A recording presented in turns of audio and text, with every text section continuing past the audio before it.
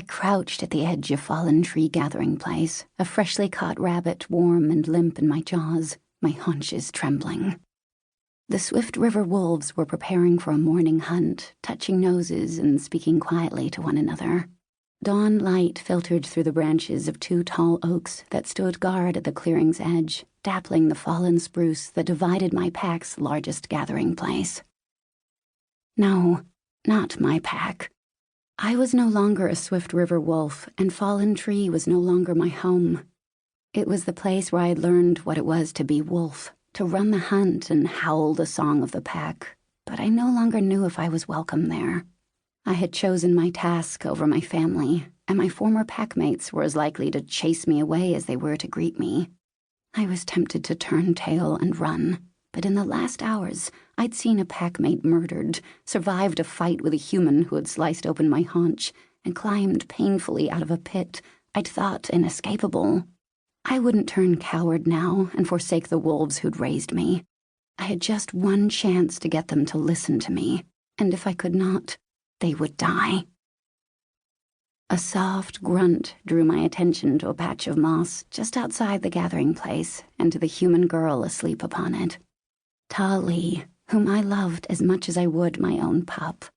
Her legs were drawn up to her chin, and she shivered under the prey-skin clothing the humans wore to keep warm.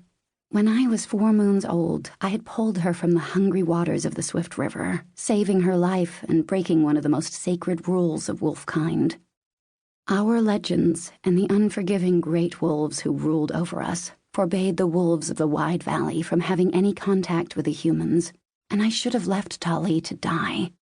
I could not do so, for the moment I first looked into her dark eyes and smelled her smoky scent, I knew I could never leave her. A dark gray wolf sat guard next to the girl, his ears pricked and his silvery eyes alert. Azowin was my best friend and the smartest wolf I knew. He was also the wolf I trusted most in the world. Tali would be as safe with him as with me.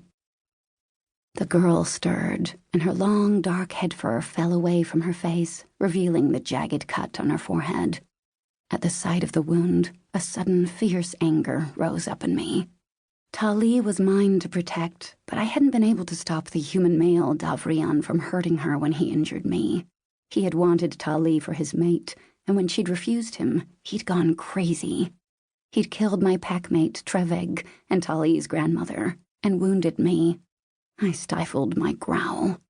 I would get Tali to safety, but I couldn't let my birth pack die to do so.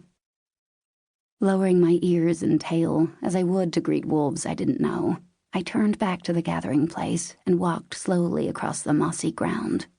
I set the rabbit down and whuffled to announce my presence. Min, a thin, weasel-faced wolf, saw me first. He was a year older than I and had never liked me, which didn't bother me much. I'd never liked him either. Werna, Swift River's warrior second wolf, saw me next.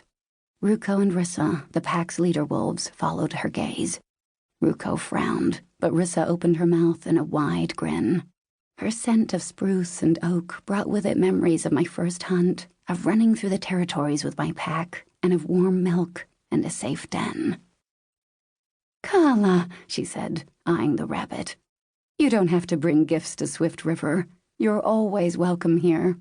She lowered her white-furred head in greeting. "Have you decided to stay with us after all?" The hope I heard in her voice made my throat tighten. She wanted me to stay with the pack. I could not do so. "I came to tell you something," I said. "We already know about Treveg," Ruko growled, "and the old woman." "Something else," I said. I wanted to meet Rissa's gaze to let her know how important my message was, but a wolf not yet a year old couldn't just stare into the eyes of her leader wolf. I looked over her left shoulder instead. "You have to come with me outside the valley." Because outside the valley was where we needed to be, and quickly. When I defied my pack and the great wolves to be with Tali, I discovered that our legends were lies and learned the true promise of the Wide Valley wolves. We were to be guardians of the humans and to watch over them for all time. For, left on their own, the humans thought of themselves as different from all other creatures and would destroy the very force they depended upon to survive. It was up to us to prevent this. In the time before time, a wolf named Indru had promised the ancients that we would convince the humans to accept us into their packs and thus embrace the world around them. The great wolves had lied because they wanted to keep power over the humans for themselves. When I discovered their deception, responsibility for the promise fell to me. I had failed, and if I could not succeed soon, the great wolves would kill me and all those I loved, if the humans didn't do so first.